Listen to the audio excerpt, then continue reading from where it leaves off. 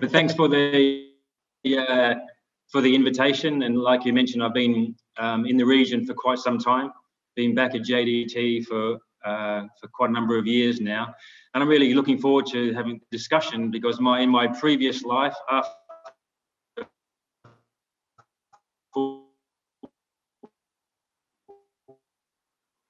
I think I was in local government, as also being a part of the government of Western Australia as one of the sporting consultants. So, and then now being here discussing the overall strategic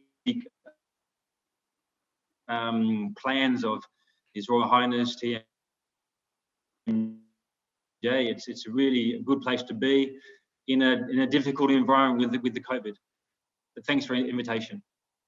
Thank you, Alistair, for that quick introduction. We'll hear more from you later. Next up, we have Puan Nur Amira binti Muhammad Nafia. She's a sports nutritionist with the National Sports Institute. A few words from you, Amira, and what you do. Assalamualaikum and very good afternoon, everyone. First of all, I appreciate the opportunity given to me to engage in this town hall. And I believe this is the best platform to gather all the aspiration, hopes, and also opinion from Malaysian in assisting government. So I'm Amira Nafia. I'm a sport nutritionist at the National Sport Institute. I'm working with a high performance elite athlete specialized in combat sport.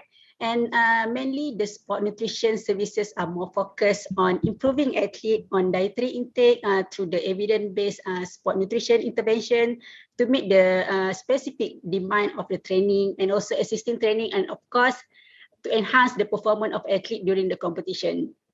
That's wow, amazing stuff, Amira. She's a scientist for the human body. That's what she is, ladies and gentlemen.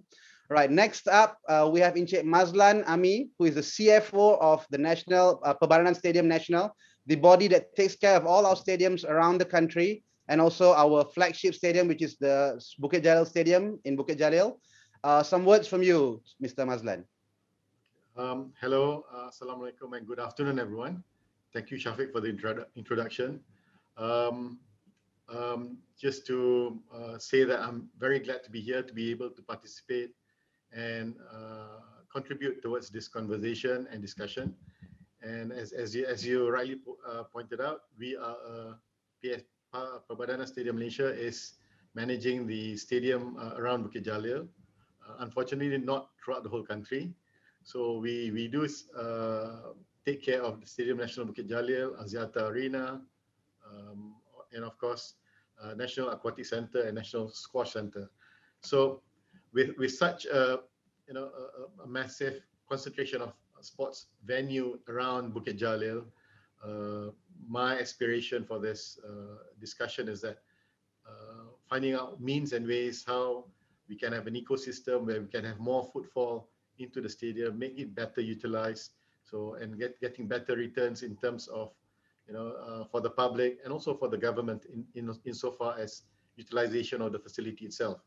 So we just have to make it work between the public and the private organizations in this.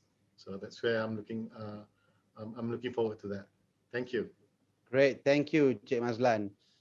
Next up, we have Dr. Rebecca Wong, who is a sports psychology consultant with SMG Esports. If I'm not mistaken, SMG Esports is an esports team. I'm not mistaken. Rebecca, tell us a little bit more about that. Hello all. Thanks for having me here for the discussion. So I'm currently with the esports team for full time. So previously I was with ISN for about 15 years, and then I moved to China with their national team for about 2 years. So half of my time there was under COVID-19, and we were quarantined in the national team in Beijing, and so it was very, very tough because we were just like locked down in a very small compound.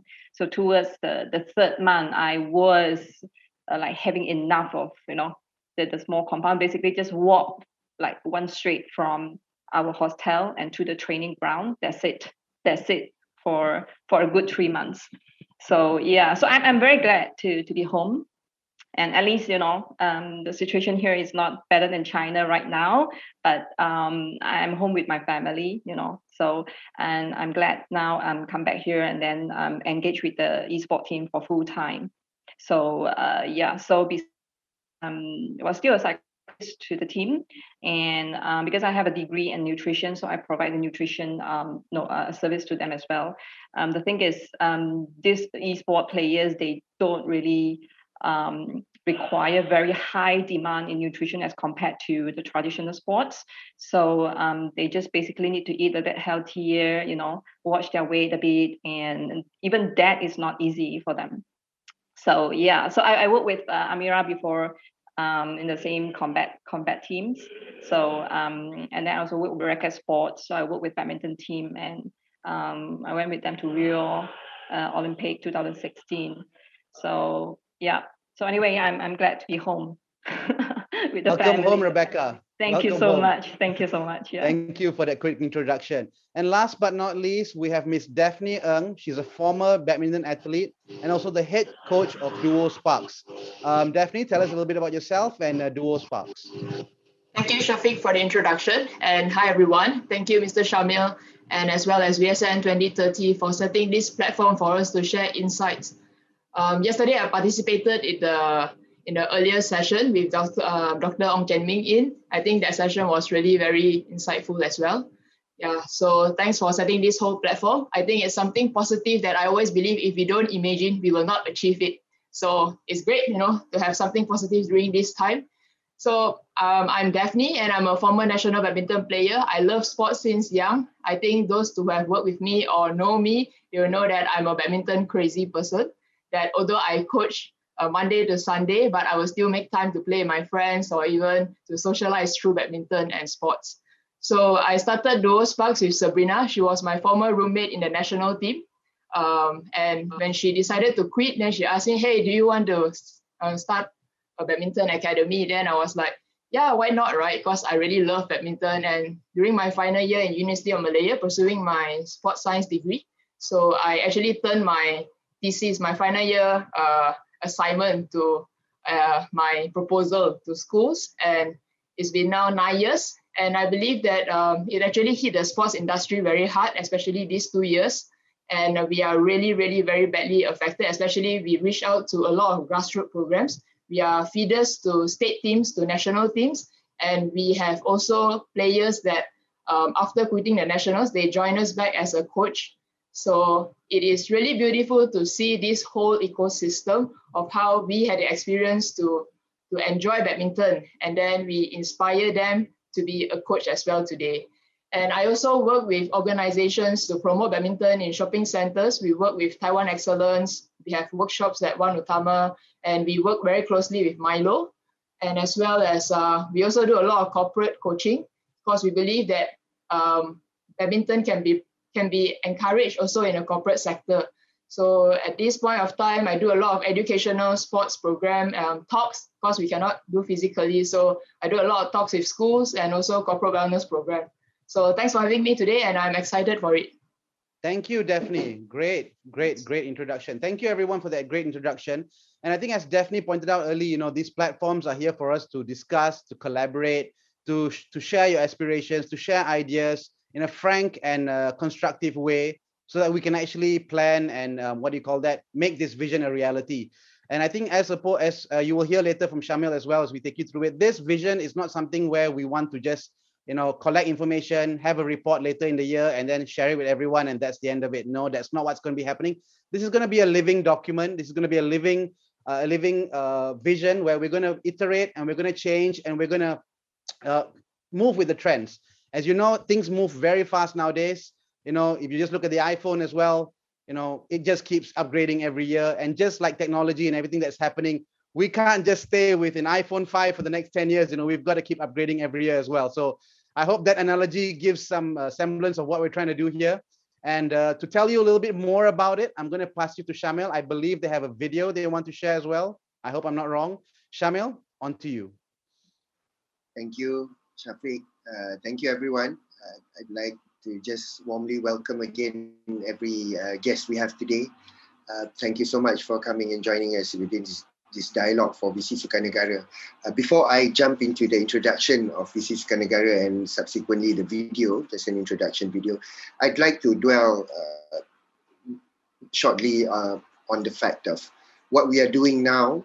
We need to together recognize the fact that everyone of our fellow rakyat is going through a very difficult time, in terms of within the sports industry, operators, athletes, coaches, private nutritionists, private trainers, gym operators are all going through the worst of times. So we just like to establish the fact that we really understand the Secretariat at VSN and at Kementerian Belia dan Sukan. We really hear the plight of everyone within the industry, and we're trying to do the best we can to address the situation right now. However, from the perspective of VC Sukanegara, from a 10-year plan, it is still imperative and integral that we have this conversation for the sake of our future generation. So it's very difficult to share with everyone. It's very difficult to maintain such a dialogue in such a trying times. You know, we live in extraordinary, unprecedented times, and our hearts and our support goes out to all our fellow Malaysians, and we really appreciate the fact that kita jaga kita, we're taking care of each other, and we have to keep on doing that for each other. And with that, I hope I can be allowed to do the introduction for VC Sukanegara Secretariat. Could we have the slide? All right. Our national sports vision is a brainchild of all the agencies and units within Kementerian Belia dan Sukan, the Ministry of Youth and Sports. Next. It is an ongoing effort for us to develop a national sports vision, which we hope that will drive the nation's sporting future for the next decade via the empowerment of industry-related policies for us to together develop a vibrant sports industry, one that is comprehensive, integrated, and collective. Next. The rationales behind us embracing VC Sukanegara is our need to position Malaysia as a leader in the global sporting landscape, and for us to reinforce that via a sustainable sports industry. Secondly, to develop these guiding principles, we are fully committed to the aspirations and the principles of Wawasan Kemakmuran Bersama, or Shared Prosperity Vision 2030, which is also in line to the commitment of advancing Agenda 2030 within the United Nations Sustainable Developmental Goals, SDG. Number 4, we are seeking to leverage on the rapidly evolving application of technology. What with the COVID and post-COVID world that we are going to live in, we understand that digitization and the adaptation of technology is playing a very, very important part in any country. Hence, we would like to help the industry and population embrace this technology. And finally, last but not least, we are seeking to pay a lot more attention, focus, and support towards emerging new sports, not just the traditional established sports. Next. So what is VC Sukanegara? It is basically a sports development plan for the next 10 years. And as Shafiq mentioned, it will be a living document, living plan. The plan has been laid out for the next decade for us to annually revisit, refresh, and reinvigorate the plans, for us to understand where we could do better, where funds could be spent better, where efforts could be channeled better, and for us to do it together every year. Secondly, we seek to develop a collective, inclusive, and comprehensive sports development plan with the concept of from the community to the community. Hence why we're listening, we're seeking the feedback and input of everyone. We aim of making Malaysia an agile sporting nation with a mission to cultivate sports as a catalyst to improve socioeconomy and quality of life. And finally, we want to produce a document that will outline key thrusts, new focuses, and high-impact approaches for us to empower the development agenda with a clear outcome and action plan. We need to underline and carve out the roles of every organization and every individual towards making this plan a success. Next. Within the plan, within the VC Sukanegara, there are 6 major pillars, namely sporting culture, sporting excellence, talent development, sporting hub, which is our major topic today, sports industry empowerment, as well as professionalism in sports. Next.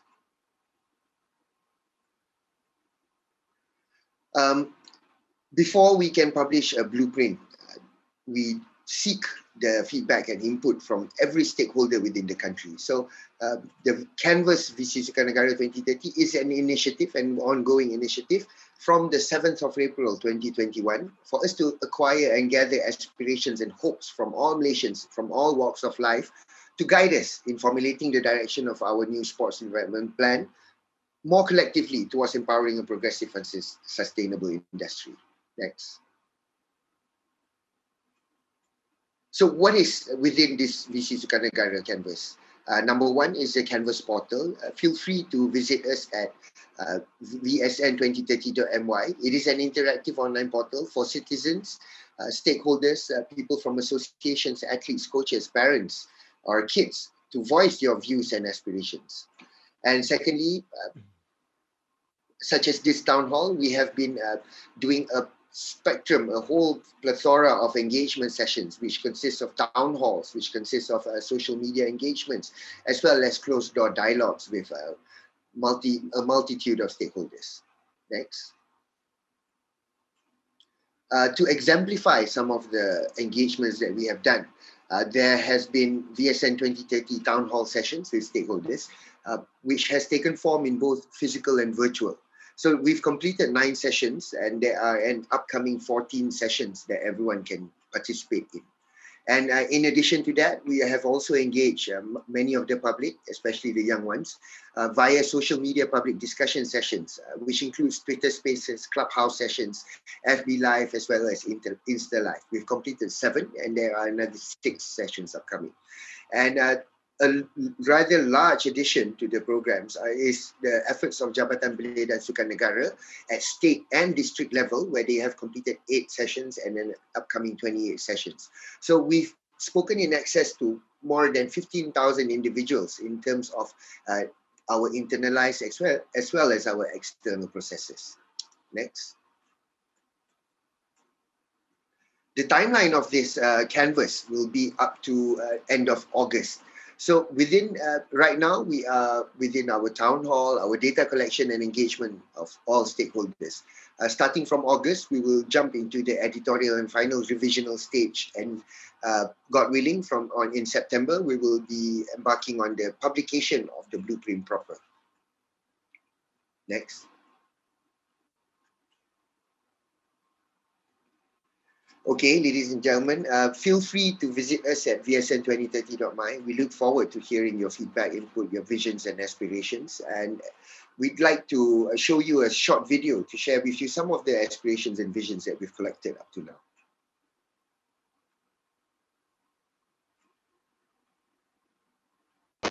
This is my vision. What about yours?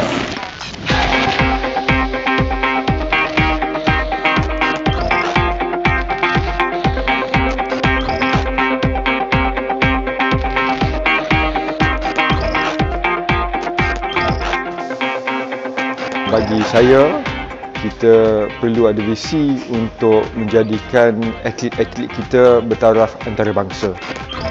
Aspirasi saya adalah untuk meningkatkan prestasi atlet di persada dunia untuk melahirkan lebih ramai lagi jago dunia. Supaya jurulatih-jurulatih tempatan diberi lebih peluang dapat juga menguruskan semua bidang sukan. Aspirasi saya adalah untuk membantu Malaysia menjadi lebih kompetitif dari segi e-sports in the international level lah. Aspirasi saya ialah untuk melihat atlet-atlet negara yang berada di kemuncak prestasi mereka selepas mereka bersara terus menjadi wira di mata rakyat Malaysia. Mengharapkan dan juga mengimpikan lebih ramai atlet Paralimpik yang berkualiti tinggi dapat dihasilkan.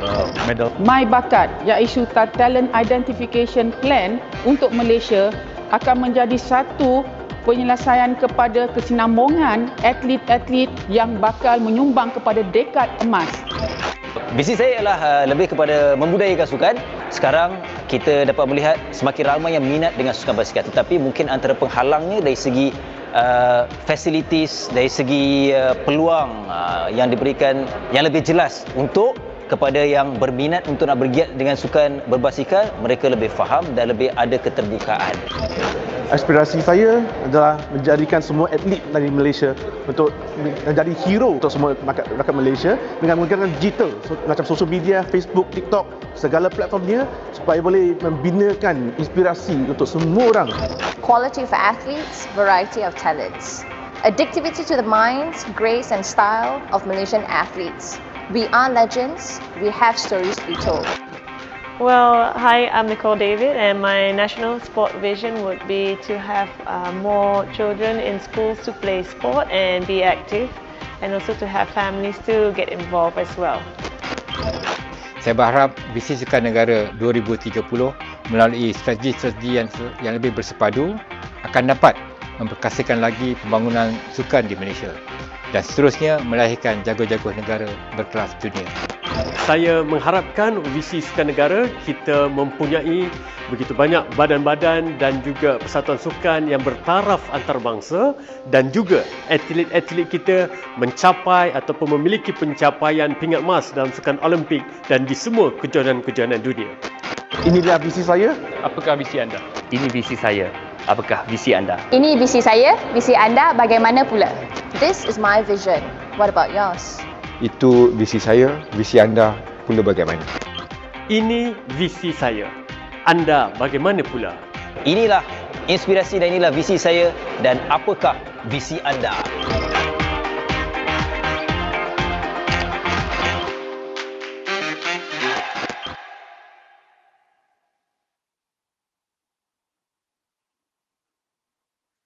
Awesome, great video there, great introduction by Shamil. Thank you very much. It's definitely very inspiring. We need some inspiration in these challenging times we have today. So next, without further ado, we're going to get right into our topic of the day about sporting hubs. I think first up, we're going to talk, what is the definition of a sporting hub to our panelists? What do they think is a sporting hub?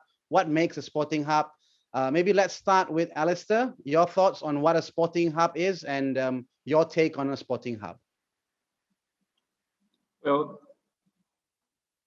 in regards to what we are doing at JDT, it doesn't really fit the definition of a collective sporting hub in terms of having a multi-purpose stadium, providing opportunities for the RAYAC, for everyone to get involved in things. But what we do, everything else is similar. So in terms of JDT, the interesting thing about when you do this type of thing is you've got to know why you're doing it. All right. So the thing that we, under the leadership of His Royal Highness TMJ, we've sat together like you're doing now and got together and saying, what do we want to be as a football club? What do we want to provide to the people of Johor? And most importantly, why we're doing it and how we're going to do it. And so the key things from our point of view, we're looking at dominating the Malaysian football. This is like the key strategic intents of JDT. Want to have the best infrastructure and management facilities and people involved in the club. And we also want to be able to, compete at a really good level when we play internationally. And that's important because that then puts the Malaysian country and everyone involved in sport here on the map. And I think everyone is proud of how JDT are involved in the Champions League. But in terms of a sporting hub itself, it's providing an environment, providing the facilities, providing the manpower, providing the expertise that can have the most collective value for the community involved. And whether it's the elite community, whether it's the local community, or whether it's the grassroots community, there are so many ways of doing that. For example, in Australia, we built a world famous sporting hub called the Australian Institute of Sport, which was tailored specifically for the elite because we had dismal performances internationally. And we said, what do we need to do to be able to perform things. So we had a centralized squash, and I was there as an athlete myself in terms of football. And we trained together. We utilised the same facilities. We shared common knowledge. We shared the infrastructure. We had sports scientists, the best in Australia, from all the different sports, working together under one roof and sharing ideas. We had the athletes then benefiting from that. And then to go forward from there, what happened is that we've now got state-based ones in infrastructure. So we've got state-based institutes in Australia. You've got the West Australian Institute of Sport, the Queensland Institute of Sport. So they've sort of broadened to go to a national perspective. But the important thing is to say why we're doing it. I help young children get involved in sport, want to be involved in sport, see there is a way, but when we delve into the how to do that, there's different ways of making children develop as opposed to the elite. So it's all about getting people together to share knowledge. What do we do, for example, in JDT? TMJ has done an incredible job here in a short period of time, one with the infrastructure. It's growing all the time, and we are putting together a football hub in terms of the best facilities, the best international expertise, who are told is to improve the ability and the education and the knowledge of the local people, whether that be sports psychology, whether that be nutritionists, whether that be the coaches and everything else. That's what it is. And so we have now, from one club when TMJ started, so you've got to start somewhere with a clear vision, people involved who understand why they're involved in the project, really have their heart and soul in the project. And now we have 12 teams. We have an under 12 academy team, 12 under 13s, under 14s, all the way through under 21s, who are our development model, all working under the one umbrella of JDT, the one philosophy, the one way of playing, the one, and what it means to play for, what it means for the state of JDT, and what it means for the country of Malaysia for JDT to do well. So everyone is bought into that the way of doing things. And TMJ is an excellent leader, and he has the great vision. And there's people like myself and the other people we have involved in the club who then go away and doing that.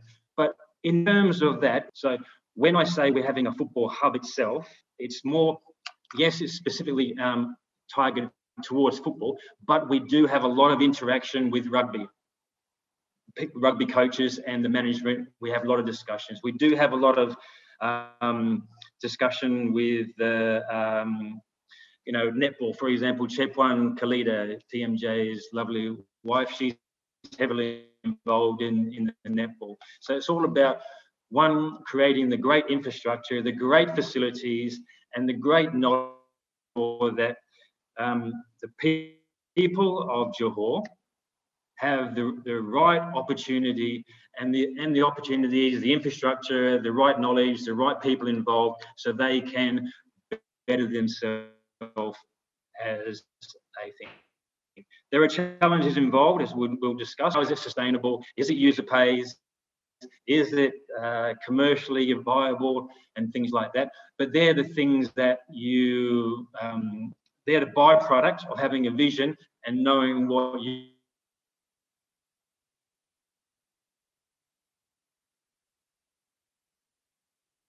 Yeah, all right. Thank you, Alistair. Unfortunately, it's quite an unstable connection there. It's okay. We got you. Right, so let's move on to, we'll come back to you, Alistair. Let's move on now to Cik Mazlan Ami. I would like to ask him. So similar question to Alistair. I mean, what do you think is a successful sporting hub, or what do you think is a sporting hub? But your question will have a little twist, because since you're the CFO of Perianan Stadium, what, from your view, on top of the vision, what do you think makes what is the description of a successful and sustainable sports hub? What is commercial sustainability for a sports hub for you? Okay, I think for a sports hub, the one that Alistair mentioned, this is it has a unified leadership. So when you talk about football teams, when you talk about national athletes, there is there's a unified leadership. The direction is from the center. However, when it comes to sports hub, this is where we can involve a lot of the public in, and there are various levels of athletes. So it has to be, being able to stand alone, making it commercially viable, and market forces comes into play to make sure that it's sustainable in the long run, and there's no subsidy or cross subsidy between different parties. So it has to be a vibrant, viable place of its own, being able to not only have hard facilities like stadiums or running tracks, but also the ancillary services of physiotherapists, cafes, nutritionists, and all that. For the public, there is no one such location for that. People normally goes out and do their, running or cycling, and then they have different places to go for different sort of service. So I think this is where the public and private partnership can come in to work together and to have an ecosystem where to make it viable and making a proof of concept. And I think one of the areas that's one of the locations that's good for it is, of course, at Bukit Jalil, simply because we already have those facilities available at MSN and ISN, and I believe they are already in the process of extending their services to the public. So I mean, and with all the facilities that we have here, I think it'll be a good location that we can, where we can target this as proof of concept, as a good sports hub, as an ecosystem, where we can have a lot of facilities, a lot of services for not only the national athletes, but also the weekend warriors, the casual runners, and everybody across the board. So I think that's where I think here in this particular discussion, the sports hub can take more, can take into account the more of the rakyat into the question, because this is where we get the masses in, the mass public in. Yeah. Great, thank you, Mazlan. That's definitely very interesting. I think you mentioned also about psychology and nutrition and all that. So I think let's take that lead and let's go to Puan Nur Amira. What do you think is a sports hub? And maybe from your point of view, how does sports nutrition play a part in a sports hub? What can we do with sports nutrition? And maybe not only for athletes, but how can the masses, the general public, benefit from something like this at a sports hub? Okay, I believe that sporting hub is not just facilities, like JDT said, Mr. Alistair said, it's about the integration of all the elements such as the facilities, services, expertise, activities, and also accessibility that will engage the community to involve in the physical activity, to involve in participating in sport, and also moving to the healthier lifestyle. So when we talking about the relationship in between sporting hub and also high performance sport ecosystem, so we can look at the example of the successful countries such as UK, Australia, and also other European countries. So we can see the high performance sport come from the long-term athlete development ecosystem and the stability of the integration of the sporting hub.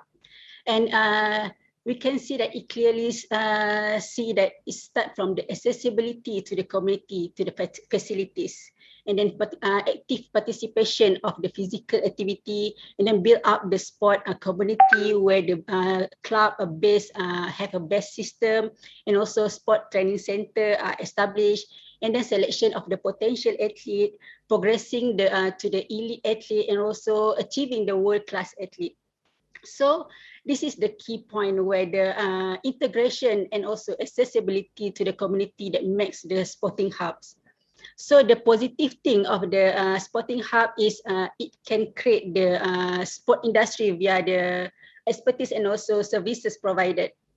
For example, if we look at 15 years ago, basically ISN or ISN expertise or services are exclusively to the high performance elite athlete.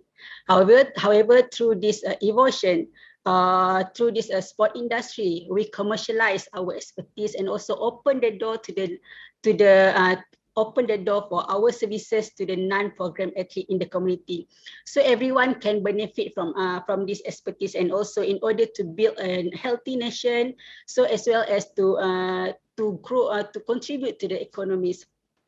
So when we talk about the sport nutrition, when we talk about the how nutrition play important role in the sporting hub. So first, the accessibility to the expertise is very important, because the awareness of the accessibility of the expertise is still a low. I can say is a low, because not everyone know about the expertise of such as sport nutrition, sport psychology. Not everyone knows in outside, and even they know, they assume that these facilities or these services are mainly for national athletes. So we want to create the awareness that, or we want to create the demand that community can come to find our services or expertise in order to build a healthier nation. Great. Thank you, Amira. I mean, hear that, everyone? All the services that are being rendered to people like Azizul Hasniawang, Lee Chong Wei are available for the general public. This is something very amazing, so, just take it this way. I mean, I'm sure everyone here has seen a nutritionist, or has even seen a psychologist, or, has gone to see a doctor.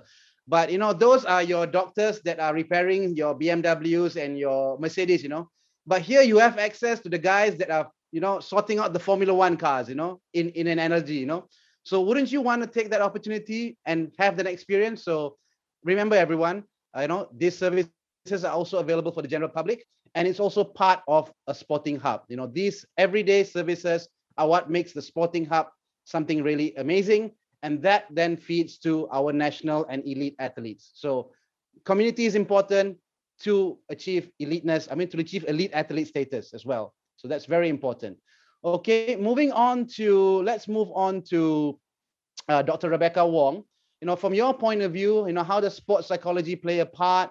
What is it? How is it important? And how does sports psychology fit into a sporting hub scenario? Hello.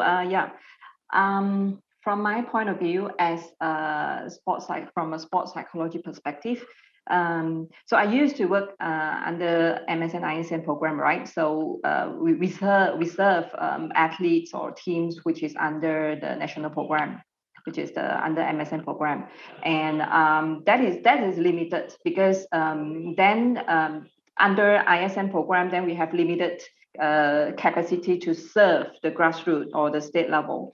But there was one time ISN has expanded to the state level, where most of the state will have ISN satellite center, we called it. So at the time, actually, it spread pretty well, and we served the purpose like after a good 10 years, actually. So all the athletes at the state level, when they grow and they've been picked, selected, come to the national level, they have a very good foundation of all the sports science service and support. They understand the basic of eating well, eating balanced, eating healthy, what are the food to help them to perform. They understand of basic psychology. They understand about mental skills that help them to perform better. Okay. But then after like I think before I left ISN, there was the time that there's under certain circumstances, so ISN have to stop all the ISN elite, the satellite centers. But recently, when I spoke to ISN CEO, Mr. Faisal, I think they have plan in place to get back to to support the states where in the different program. But the plans are in place. So to me, based from ISN now move out to private. So to me, I look at from two different perspectives now, where one is I used to, and another one is the one I'm currently in present. So government has limited energy and resources. So actually, if we want to develop a sporting hub, we cannot purely rely on government, whether it's from resources, whether in financial. So I think that private is really time to come into place and play their role. So whether they are private sport clubs, they are private teams, I'm very sure certain teams that they are doing right now, like for example, some state level football clubs, they hire their own nutritionist, they have their own psychologist. For instance, the Selangor Football Club. So I know they have psychologists there full time. They have nutritionists there full time, and that is a very good starting point. And also besides the private, so it's not just the clubs. So it have to be from all levels. So whether it's from the very, very grassroots stuff, from the young kids, even from like school, you know. Okay, it might be like the government school might have difficulty to have this kind of thing, but private schools, international schools, so will be a good platform to start.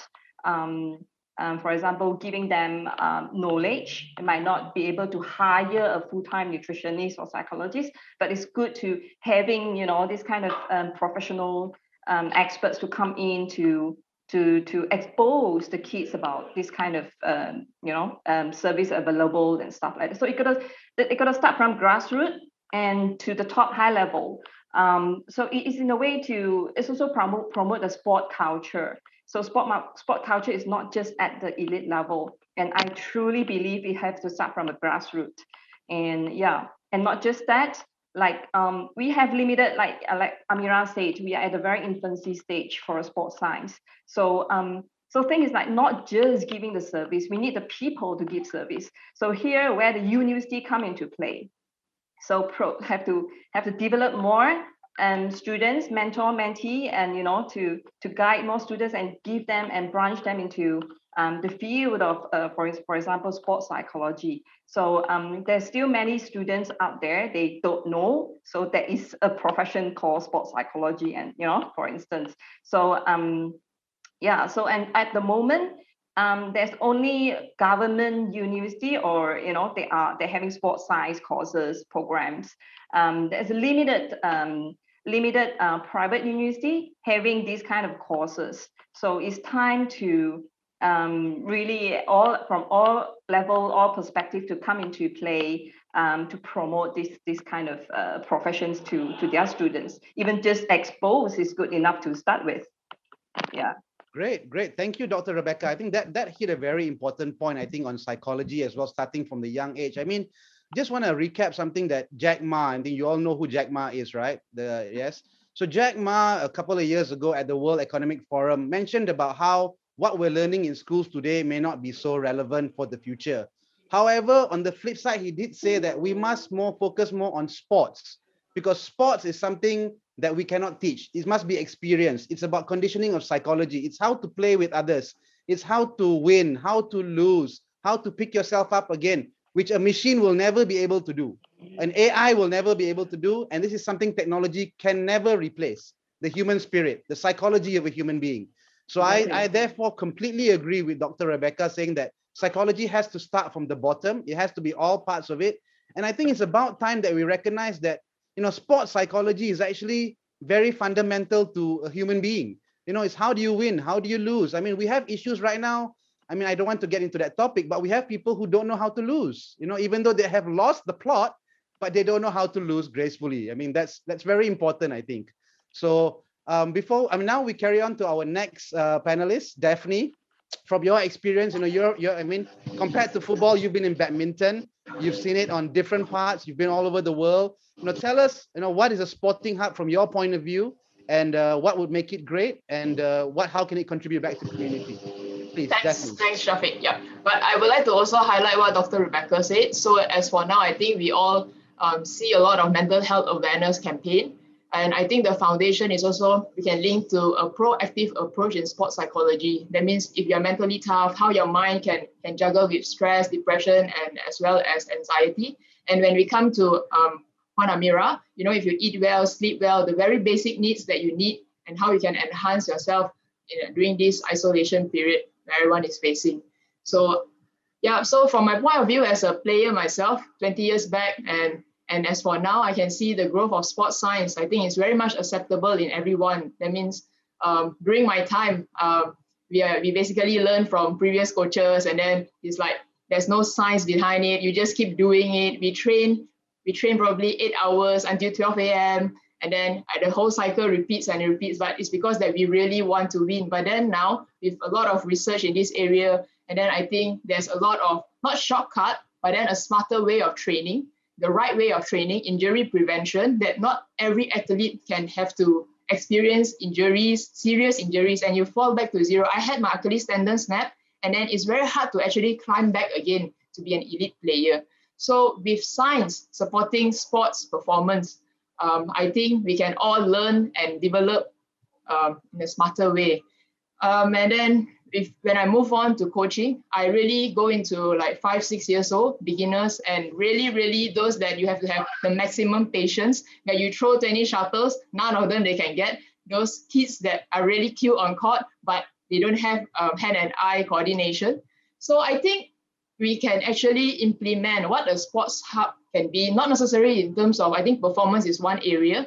Learn to play fun. When kids find it fun, when they have a sense of achievement, then they will want to participate more. And then when they want to participate more, we can look into having challenges, because challenges comes change. So when you are challenged to do something in a fun way, and to promote, like you said, some people don't know how to lose. It's true. And some parents said, that's very discouraging. You know, you have to use positive reinforcement. But when you really go into the working world, how often do you really get positive enforcement? That's why a lot of students nowadays, they can't take criticism, and they are not engaged with especially now, actually university students, they don't even go to uni. They don't even know who are their friends.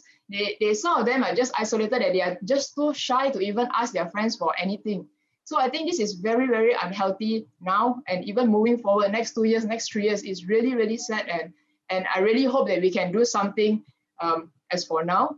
And if you look at it, then if the participation grows, and as we move forward to the elite, it's always a pyramid. But my hope is to have a cylinder. That means at every stage, we have sufficient number of athletes to select on to represent the country. And they keep playing, not only after their career, but as a corporate player, you can have corporate athlete. You can keep competing. It's always very healthy, and they will always look for ways to improve.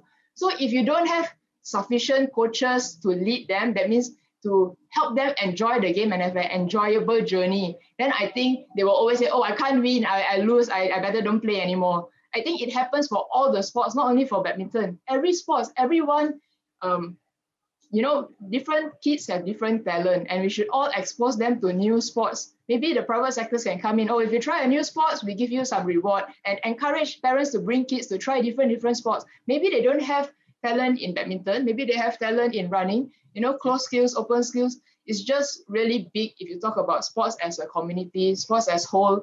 I think it's just beautiful. Sports has built me into who I am, and I'm really excited to share the values that we can share with the kids, even parents, coaches, everyone as a leader, basically. Yeah, definitely. That's great, fantastic stuff, Daphne. I mean, I completely agree with you. I think sports teaches us a lot of soft skills that no amount of university will give you. Yep. I think those are very, very important. And I think, forget about even competitive sports. Even like my kids going out and cycling with the neighbors, that is sport. It's like, I'm going to race you to the end of the road. It's like that level of sporting also is good for the community, and it's good for people as well. And now that we don't have it, right, I think we can really see what is happening with our children. We have kids who have been stuck at home for a year now. I have 2 small children at home. My son is jogging in the house. Last night I caught him running from upstairs to downstairs. I said, "What are you doing?" He's like, "Dad, I'm bored." It's like, and it's funny, yes, but it's looking at psychological trauma in the long run. Yes. The fact that he came up with it on his own, it's getting me worried. So anyway, before we go further, let's address some questions from the participants, from the panel, from the participants that we have today. I think a lot of questions here are going to be focused to everyone. What do you call that? I think there's one question here from Mr. Ravi Varma Sanmugam. Apologies if I didn't get that right. But when it comes to a facility, a sports facility hub, particularly in aquatics, most of the pool or facilities under PSM have been outsourced to private entities. How can grassroots development take place when these facilities are utilized by private entities? So what is the balance for grassroots and also commercialization? I think this maybe Mazlan, you could address it first. I mean, you need to look at numbers, you need to be sustainable, but I guess from your point of view, you also need to cater to talent development and the grassroots as well, correct? Yeah, one of the reasons why we have outsourced the management of the swimming pool to DSA is primarily because they are, they are working together with MSN and ensuring also there's time and sessions for the national athletes to train. So that's one. And insofar as using the pool, I mean, everybody can use the pool from a public perspective. But insofar as training is concerned, it is of course the company is using it to train swimmers of all ages and all capabilities. So this is part of their business model, and I think it's just simply that the business model of that entity is that if you want to be here and be trained, then you have to train with them rather than accepting outside trainers to come in to provide. Right. When you mentioned earlier, at first you mentioned SA and an entity. So is it a sports association, is the private entity, or is it a commercial company that is running the pool? A commercial company that's running. Right. Okay. I think then maybe we have to look at pricing structures, like make sure that it's affordable for certain. As I said before, I mean, for a sports hub to work, there are basically three elements. One is the facility itself. Secondly is the service provider, and this is in this case it's a private organization. So there's a service provider, and of course, thirdly is the public, the users. So in terms of the economics, they have to make the economics work for this to happen. If not, one party will not be happy and they will just leave the equation. If the private company is not making money, then they don't see the purpose of being there. So correct. I completely agree with you, Mazlan, and I think for Mr. Ravi's question about grassroots, right? I think grassroots, there is a structure and everything, and I believe that we have that commercial pricing to keep the sustainability, but grassroots can be given subsidies, targeted subsidies to elevate talent. So I think there are many ways to beat around the bush. I mean, sports is not rocket science. It just requires the right people and passion and the right mindset to make things work. Shamil, would you like to add something onto that? To reinforce what Cik Mazlan just said, sustainability plays a big part in how we need to manage our ecosystem. It has been the downfall of many a facility, many an organization before. So with those lessons learned, we try to manage the situation with a bit more sustenance in mind. So that's to reinforce what Cik Mazlan said. But also to appreciate what Cik Ravi Varma Sanmugam has written down. Got quite a lot of input. Thank you, Cik Ravi. So to touch on your comment in the chat section. So you had commented that when we speak of a hub, it should be a multi-specific sport that is inclusive for different layers of athletes development, starting from grassroots to the elite. Cik Ravi, you've just hit the nail completely on the head. So if you look at revisit the pillars of VC Sukarnegara, it is independent, however, it is counter-dependent. It is intertwined between each other. The values need to be appreciated amongst the pillars for us to be able to sustain this. So yes, Cik Ravi, we are seeking to have a very decentralized approach. Hence, you see the number 5 within our intention is to pay a lot of focus towards emerging sports as well. So that is within the perspective of VSN. And the last part is, Cik Ravi also wrote within the Q&A section, questioning the architecture of processing all the feedbacks received from these town hall sessions and online feedback sessions. Thank you, Cik Ravi, for asking that. It is a science to us right now because, as you know, the documentation will include in verbatim all of the inputs and feedbacks that we receive. However, there is a certain processing nature required to this. So we've developed a basic system, SQL, using selective query language to understand better these feedbacks that we're getting. So being beyond using the Bayesian versus the frequentist approach, we try to understand frequency, but it must be corroborated by the reason for application. So there needs to be a sense of probability to the data that we read, if that makes sense to you.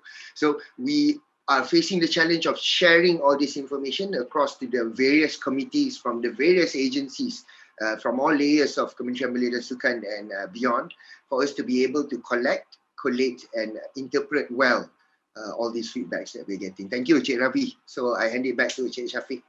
Thank you. Thank you, Shamil. Thank you, Shamil. So great. So we've had some interesting questions, and we've of course posed some interesting questions as well. Next up, we want to look at, more back into the sporting hubs. What are the directions we should consider in, I wouldn't say establishing a new sports hub. We have many sports hubs, but maybe for improving sports hub, maybe like what will be a roadmap or a blueprint, or what are the tactics and action plans? Like, for example, setting up an ecosystem, or what areas should we look at? Whether should it be medicine, should it be R&D, should it be F&B? So just clear areas and direction about how a sports hub should develop itself in terms of roadmap, blueprints, or even tactics or activations. Let's start with Alistair. Maybe you could fill us in a little bit on your experiences in down south.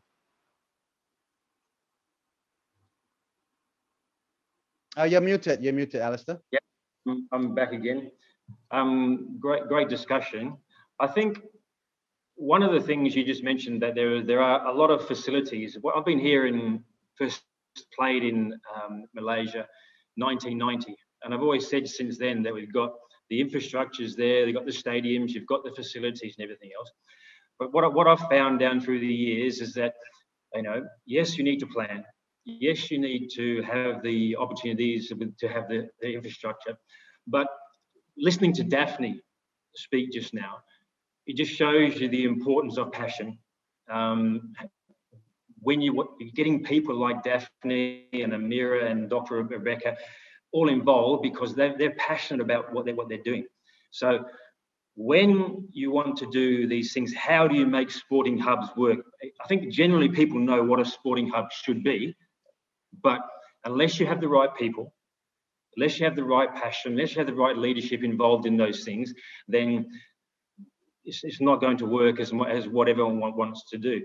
So we talked about at JDT about TMJ. You hear him speak a lot about the JDT first team, the rivalry with Selangor, all that type of thing, right?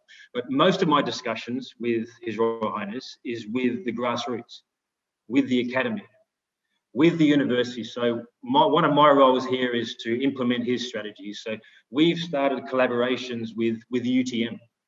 So the university, we are very heavily involved with them in infrastructure sharing, knowledge sharing and everything. So in fact, our under 12 team, our academy team, all the way through to the 17s are based at UTM.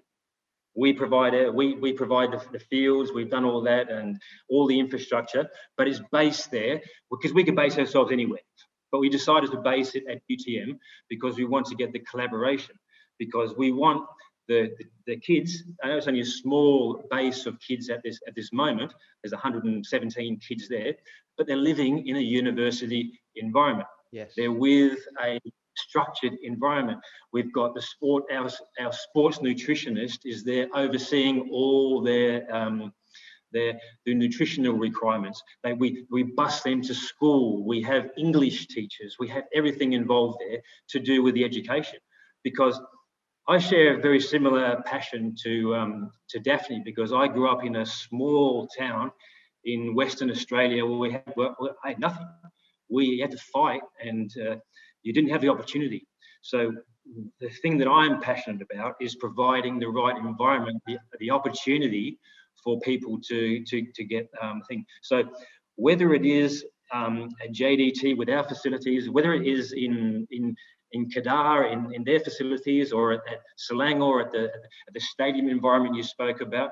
It's really crucial to get, and to be, I don't want to be controversial here, but don't get people who are appointed into those positions. They need to be professionals who are there because they want to be there, they have the expertise, and they can drive things, because not only do you have to drive the passion and the expertise, but you also have to drive the sustainability.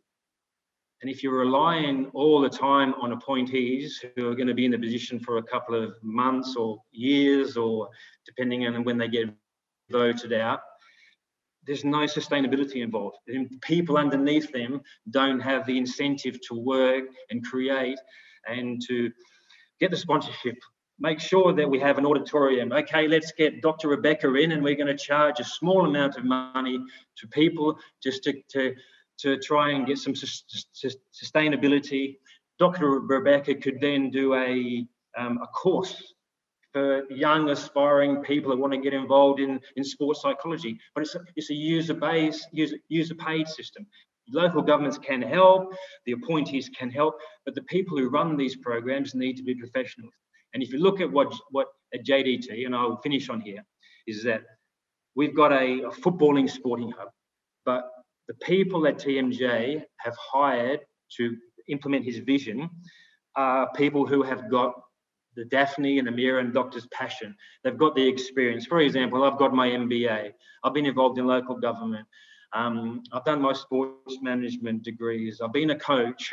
I've played in the reason. I know what it's like to have no money as a kid and haven't got no boots and I can't afford things. And so it's really important to get the people that are involved. We've got the criticisms at time. You could say that maybe TMJ's got too many expats involved with the club at the moment. But I counter that by my main briefing is to make sure that the people that I work with at JDT are along for the ride and getting upskilled as well. And that's the same with our sporting director. That's the same with our physiotherapists. That's the same with our sports nutritionists and everything. But, I'm sorry to go on so much, but that people are so crucial. No, I mean, Alistair, that's bang on the nail. I mean, passion is very important. I mean, some of us here have been in the industry for ages, and the only thing that's keeping us going is the passion, the love for the sport. If not, I think if it was no passion, we may not be able to get this panel up and running. It would have been very difficult. It was not for passion, I think, so we totally echo that, Alistair. That's fantastic. Okay, let's move on to maybe Mazlan. Maybe you want to talk a little bit about in establishing a sport hub, what areas, maybe from a financial or from a commercial point of view. And before you start, and before I pass it on, I'm just going to pass the hosting off to Shamil. I have, unfortunately, a clash of schedules. I have to run off. Thank you all so much. Shamil, the floor is yours. And Mazlan, the question that we want answered, your area. Okay, thank you. And I'll see you guys again soon. Thank you. Thank you, Shafi. Okay, Mazlan. Right. Let's left you with a challenge. Okay, no worries. I think first and foremost, one of the most clearest way to find out where a location is viable to be a sports hub is you just have to look at the footfall. You just have to look at the number of users using it. So at least the numbers are there, the footfall is there. So it's then up to the private initiative and also to the facility owner to offer to the public. I mean, if you have already, if I look at Stadium Bukit Jalil, you have, before we were turned into a mega PPV and started vaccination a lot of people, there were a lot of joggers around, and you can see around Stadium Bukit Jalil, there were personal coaches giving coaches to groups and classes, albeit it's impromptu, but there is something, because there's the facility, there's the people running around, and you have individuals, entrepreneurs who takes advantage of this and try to provide a service to the users.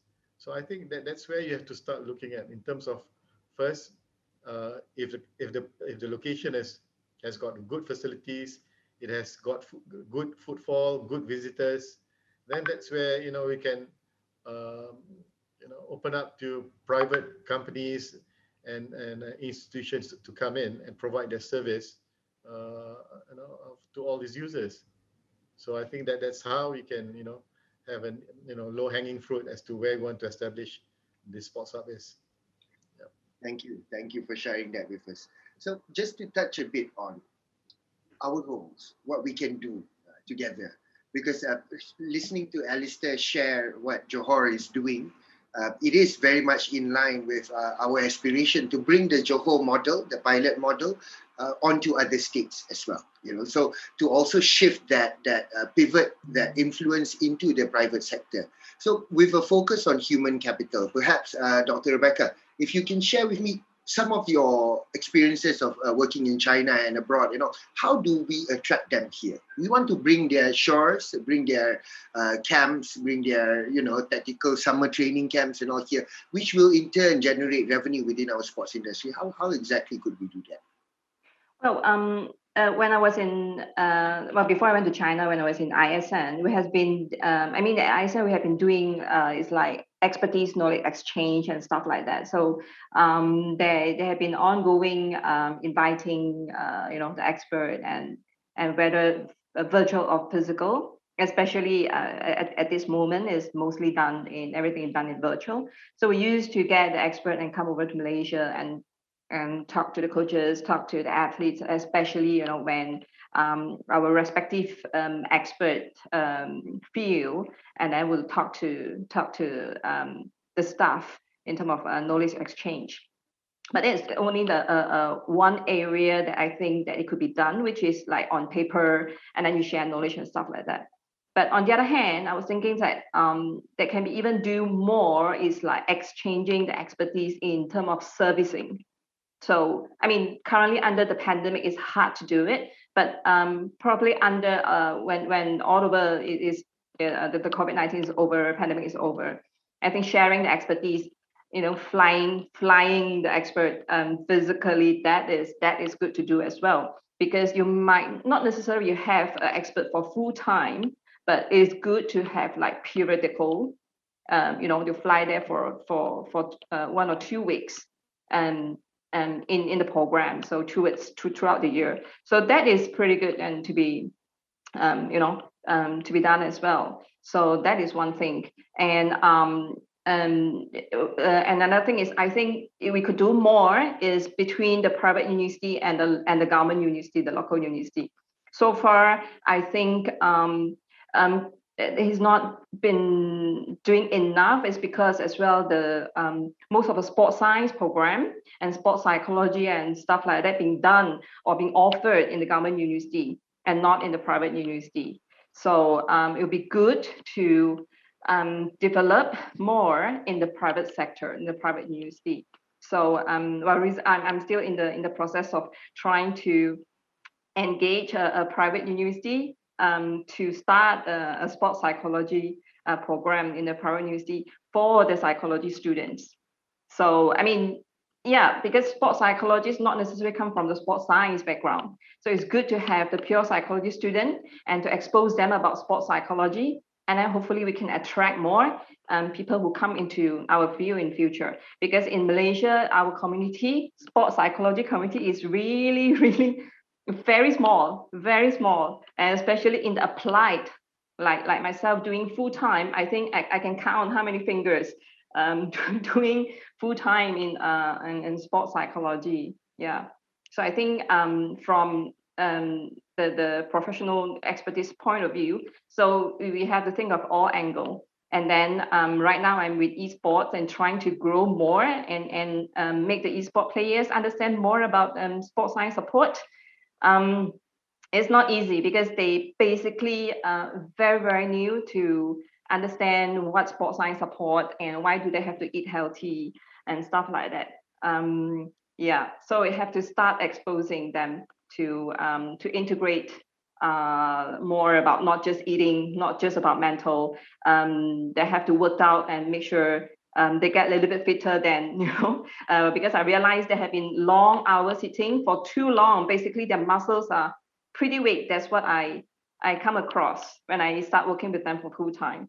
So there's something to try to introduce them about fitness, introduce them about eating healthy, not just psychology. Yeah.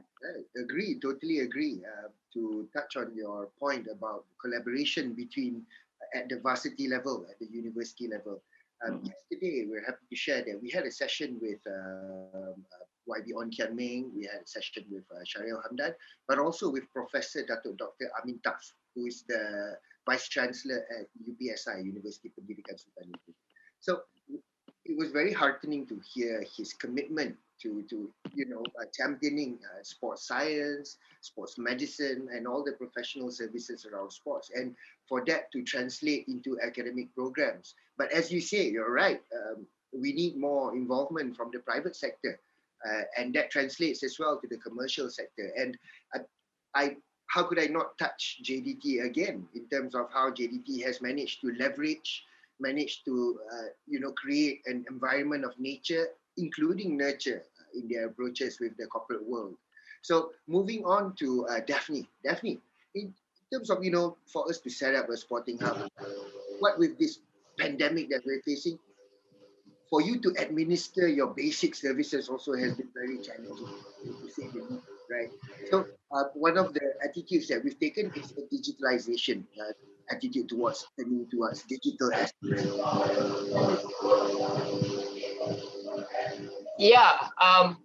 So I'm quite a realistic person. So I think what we can do as for now is the acceptance of using Zoom training to encourage parents to believe in, we cannot, of course, the best training is always on ground, but better than nothing. And to look at something that we can also enhance in sports performance through online training, I think Zoom training can be effective as well. So it really depends on the angle that how you want to view it. Just from our own academy students, it's probably less than 10% that actually sign up or join us on our online training. And I have to say that, and it is quite sad in a way that the least that we can help your kids to stay active at least 5 times a week for 1 hour, once a day. I think that's, you can also enhance or at least get the engagement from the other teammates. So at this point of time, we are also trying to have a lot of challenges in between these students so that they actually will want to work out themselves, or at least to join us if they can. If not, then I think when they go back on court, then I have kids that put on 10 kg or just lose passion in badminton. I think the athletes or the upcoming players, the number of them are losing passion in sports already. And I have to tell you that it is very serious. And I've also worked with some athletes that got into mental health disorder because they feel that when they go back, when we resume back, they are not what they were before, and they gain weight and they don't feel comfortable in doing it, and they cannot accept it because for the past 5 years they have been so good, so agile, and so especially for sports that require a lot of discipline like figure skating or even gymnastics. So it is really sad to address this at this point of time, but for what we can do is to really encourage parents to at least encourage their kids to join us online. I think Milo is doing a really good job where they have their Milo e-coaching, where we try to teach kids badminton online the best that we can. We have tutorial class, we have engagement in them 15 minutes every week. And then at the end of it, they receive a medal, and they can always view back how they can learn the very basic badminton from home. So I think this is something that we can all spread this awareness and let parents know the least that we can all do is to learn online, participate in online sessions. I think there are plenty of online sessions, and the differences between those on YouTube and those with real coaches is we get your kids trained at the right way. We engage with them. Hey, come on, you can do better. If you do alone, you can do it for a week, for a month. But after that, you're kind of like, you need motivation, environment to keep yourself motivated. We are all humans, Yeah. So that's all from me. Interaction is very important. Speaking about interaction, there are a lot of tools that can be used now, such as AR, augmented reality tools. You can download smartphone applications which shows you augmented exercises which we can do. And in addition to that, moving on to Amira, to my last question for Amira, I've seen that ISN, Institute Sukan Negara, as well as Fit Malaysia X have been very active in doing online modules and programs such as the one Daphne had just described to us. So share with us a bit, Amira, how has that shift into online has resulted for you guys? And is there good response? Is there good participation from the market?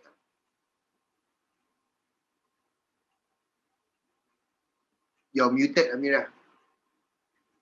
Okay, so like I said before, the best thing or the positive thing about the COVID thing is about we can do online. We can do online. Everything is online.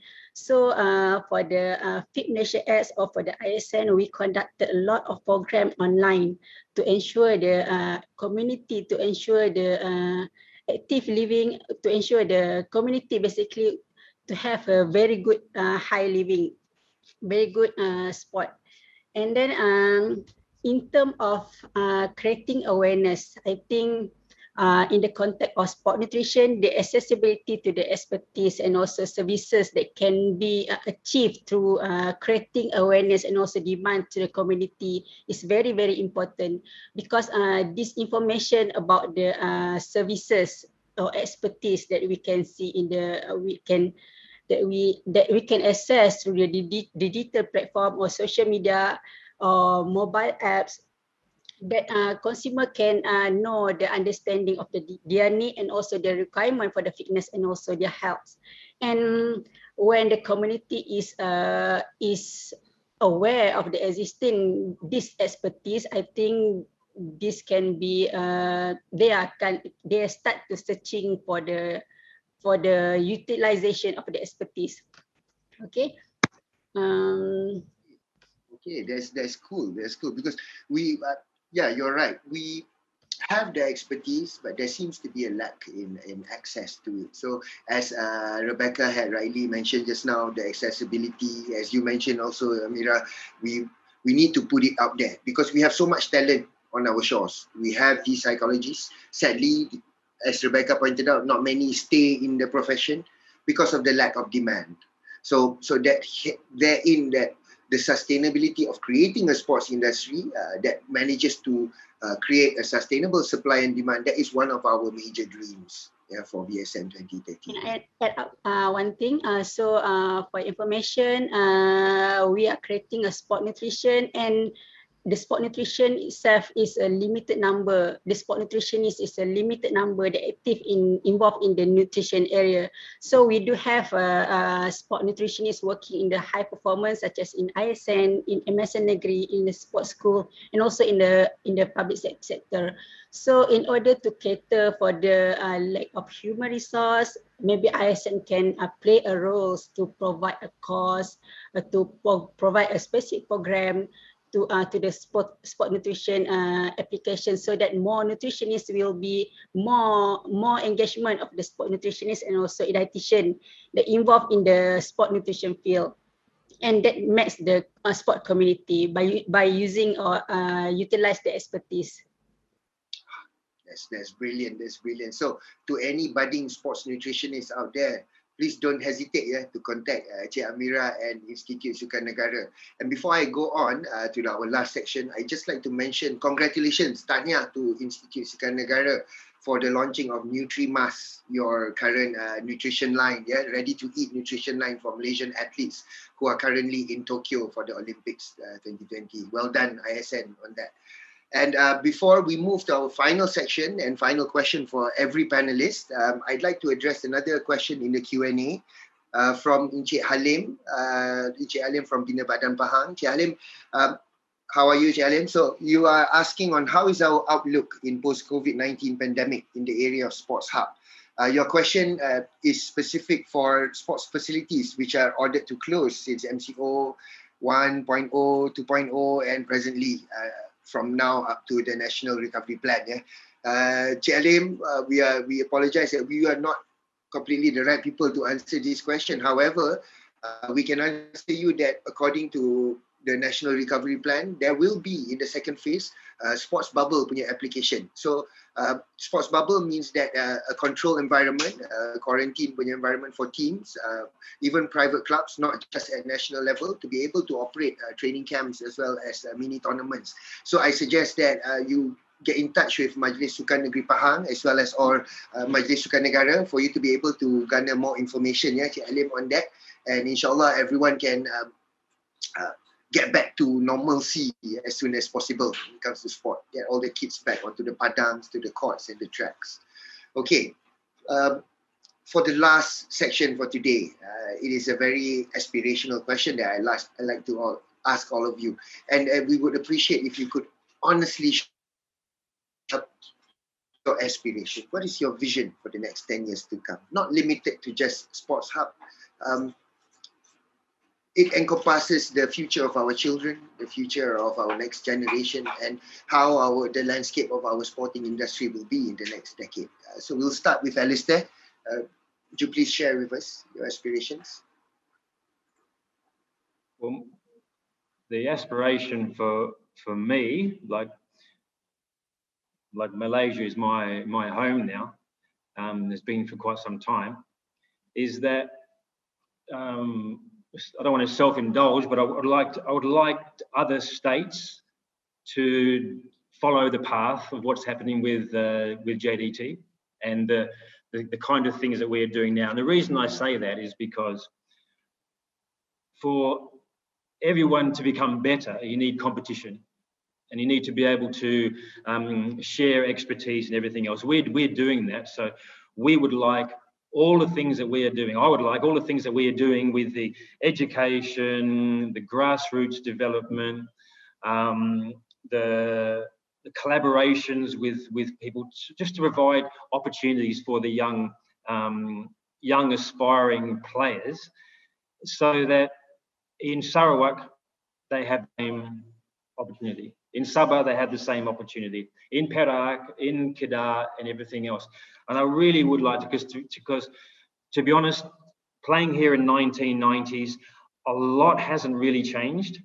And like the infrastructure is still there, the stadiums are still there, the interest is still there, but the structure, the model, the way of doing things, apart from JDT, Selangor is changing a lot of things now. Terengganu is doing a lot of things now. Things aren't changing, and we need to do things better, challenge ourselves, get more involved in private and public partnerships, all those type of things, and just get better at what we're doing collectively as a country. Because like everyone here and everyone listening to us now, there are so many talented young girls and boys and all over the country that just need their opportunity and guidance so that they can perform exceptionally well. Because I've seen it firsthand, exactly, you can't do this in Malaysian football because the players are not good enough, they're not skillful enough. And then we've come to a situation now, me being from Australia, our Australian teams, pre-COVID, would come over here, and now the JDT team, junior teams now beat them, not only in terms of the scoreline, but also in terms of the way the teams are playing. So given the right environment, I would just like to have so many of these collective sporting environments all around the country so that we can compete effectively internationally. Thank you, Alistair, for sharing. Next up, let's mix it up a little bit. Let's hear from Daphne. Could you please share your aspirations and visions with us, Daphne? Yes, so I love sports, and I really hope that I can encourage every individual to enjoy sports as well and to build a sporting nation. So last year, I actually shared an article. I wrote it in Singapore Psychologist. I shared about the 3 E's. The 3 E's is enjoy, explore, and embrace. So whether you're an elite athlete, whether you're a kid, whether you're a parent, always find enjoyment in sports or in staying physically active. And then after that, you will always explore. When you keep exploring, then you will find things interesting, and then you will be sustainable in doing what you do. And lastly, when you are down or when you face challenges, you have to embrace challenges. So then you will have a fulfilling life or a more fulfilling living that I think I've been practicing, and I hope everyone out there, you will practice it. Yep. Thank you. Definitely. Next up, Amira, share with us what's your vision and aspiration that you would see in VSN2030. Yes, I believe in order to establish the sporting nation, everyone should play roles, right people at the right place. Okay, speaking about the passion, I'm a former national athlete. Currently, I'm still a national record holder for long jump and triple jump. So I have been living in this sport culture for about 15 years. And then I see the involvement, the revolution from the sporting hub of last 20 years into current. We can see a lot of engagement of the community.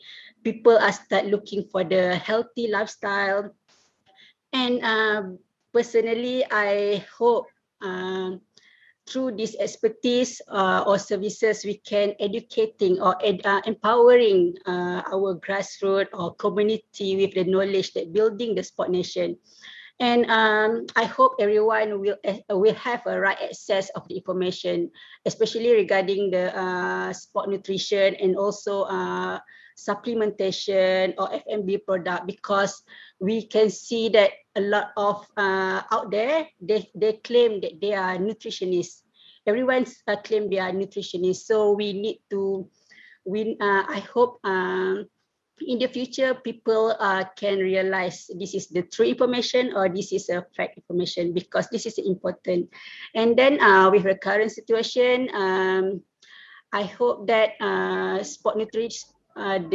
sport nutritionist expertise will grow, and everyone knows or everyone talk about sport science, sport medicine, and we can provide all the services to the grassroots. And I hope we can have a community that have a knowledge about the sport science, that apply also of the sport science and also sport medicine. That's my hope. Thank you, Amira. Yeah.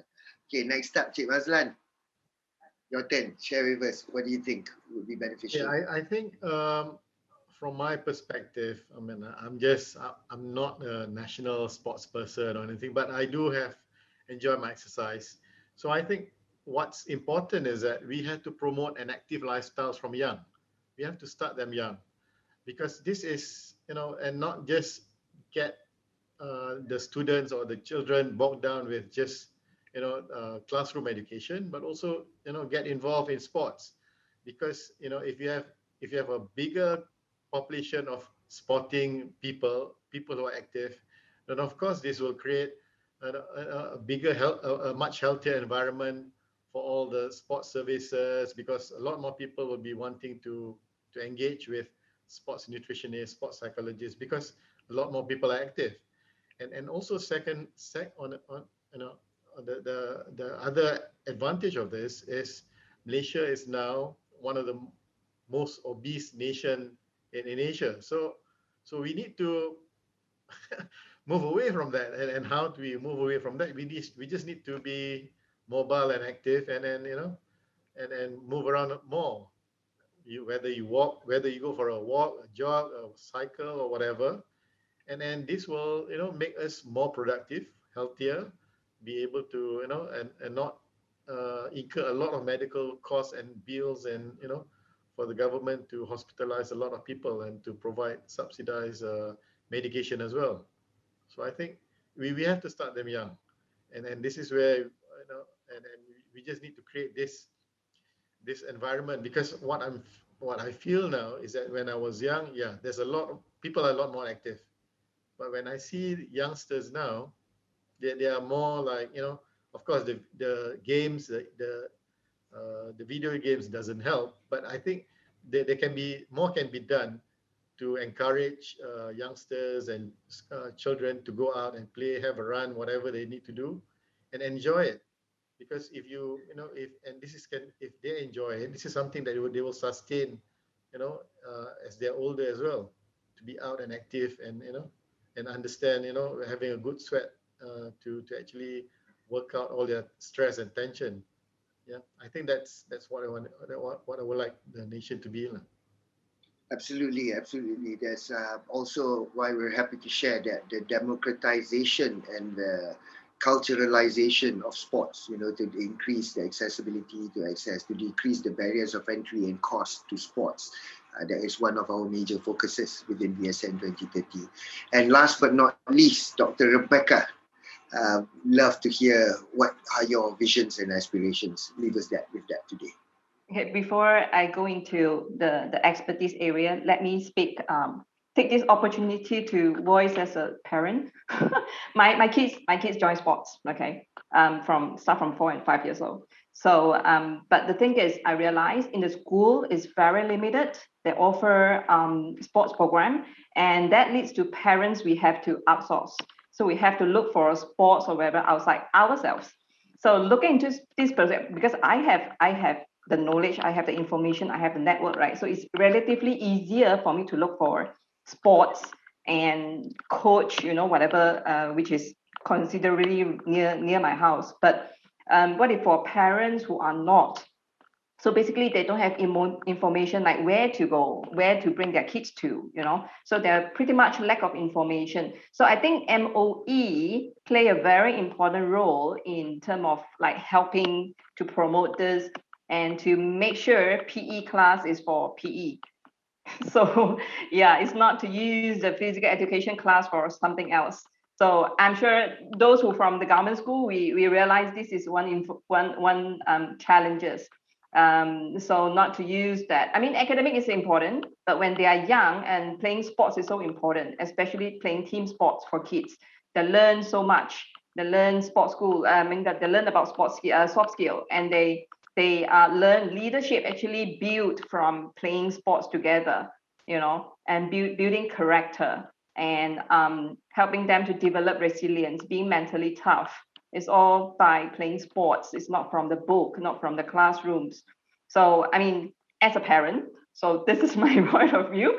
And back to the expert point of view. And I think Alistair's and the JDT have a very, very good model. And hopefully more sports, more teams can mirror that model and use the resources near them. I mean, university is a good one, university, whoever have a sports science program, they have sports science lab, some of them, and fully use their facilities. That is a perfectly, great thing. And another thing is, I think of from my expertise and how to grow as part of a very small part of a sporting hub is to continue to promote this field, sports psychology. So part of my plan is to try to expose more private students, because in the government university, they already have people doing this. But I realized that so far none of, or maybe very few of them doing in the private sector. So trying to promote this sports psychology field in the private universities and try to attract more students to, come into this field. Mentor-mentee program is great, to expose them and then to learning how to be a sports psychologist in the field. Yeah. That's so brilliant. That's so brilliant. And I'm so happy to share that even within the various town halls and engagements that we have conducted up to now, the variety and the enormity and the stature of the feedback that we have gotten is amazing. It's truly amazing, and it never ceases to amaze us. So now that we've reached to the end of today's session, before we thank you all for your involvement, we'd first like to thank you all, to express our gratitude to first one, the speakers that we have today. Each and every one of you have been playing an integral part and will continue to play an integral part within the building of our ecosystem, even beyond the topic of Sports Hub. To take JDT as an example, thank you for showing us, where the compass of where we should lead, where we should go to develop our local ecosystem and landscape, to aspire to great things.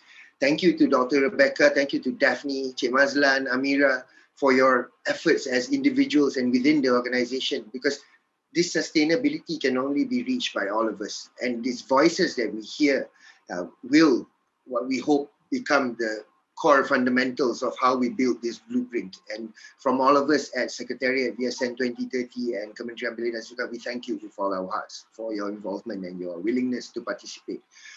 The guests and audience, keep on fighting. It's a battle that we're all going through, and we thank you for your attention. We thank you for your support, and we hope that you will give us enough attention towards the end and towards the publication of the blueprint for us to continue having these dialogues with you and for us to build towards a better future. So before I close, I'd like to again warmly thank all of you here. And just a reminder, visit VSN2030.my, follow us on VSN2030. We're on Instagram, Facebook, Twitter, and the rest. And we look forward to engaging with all of you further after this. And with that, kita jaga kita, majulah sukan untuk negara. Thank you very much, everyone. Have a very good evening and Assalamualaikum.